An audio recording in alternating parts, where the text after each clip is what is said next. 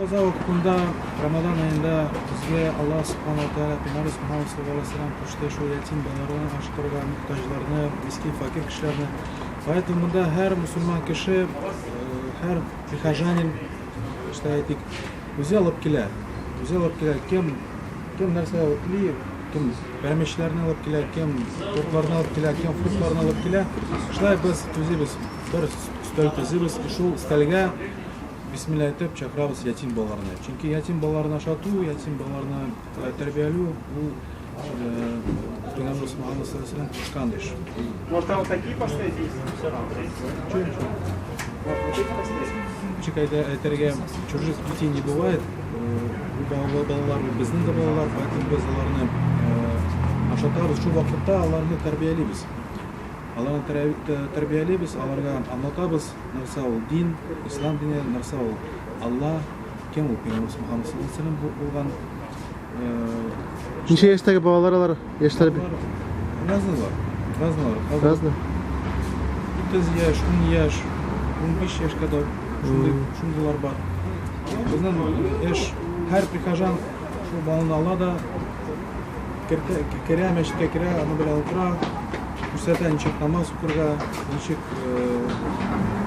тәһарат алырга. Шул безнең эш, балаларны эш. Без тәрбия бирмәскә кем бирә аларга тәрбияне? Аларның әтиләре юк, поэтому без аларга шул тәрбия бирергә тиеш. Бу безнең вазифа. Кайсы балалар йортунан дип әйттегез әле? Дербышинский детский дом 11. Дербышкадан. Булай ифтарлар көн сайын үтә инде монда. Да, алхамдулилlah. Ниндирәк кемнәр ярдәм итә? Ярдәм итәләр. Һәр любой кеше, кеше үзе любой килә да алып килә. Кем фруктларны алып килә, кем нәрсә алып килә, кем нәрсә тели. Аннары ашыйлар, эчәләр, дуа кылалар. Кем ураза тотмый, ул 60 кешене ашатарга тиеш.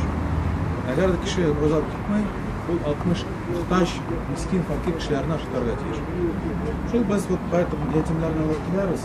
Шул алар ашыйлар, аннары сезгә Аллах ризалыгы өчен дуа кылалар. Бу Аллах Тәала, шул дуаны Аллах Тәала кабул ителә.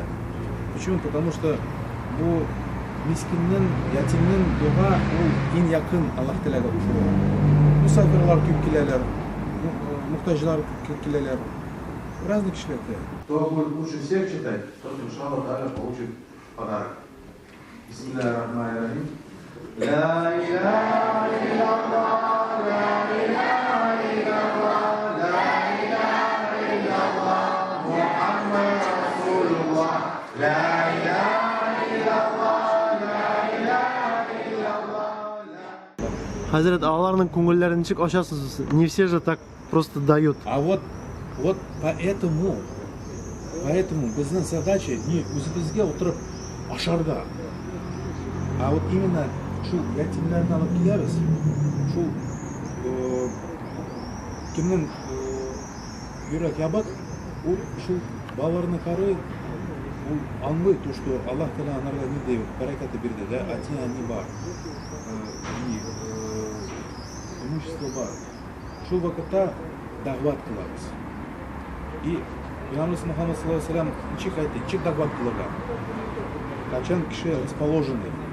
Вот әгәр дә аны располагаешь вот в таком состоянии, вот анда и мискиннәр бар, анда байлар да бар, алар бергә утыралар. Все наравне.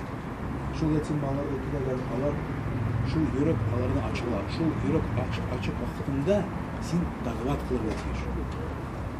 Шул вакытта информация кирәк, йөрәккә кирәк.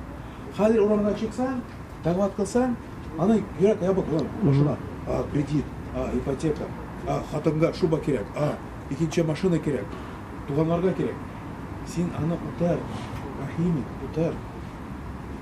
Мә аша, дәгъват итә, вот монда ятимнәр бар, тәрбиялә.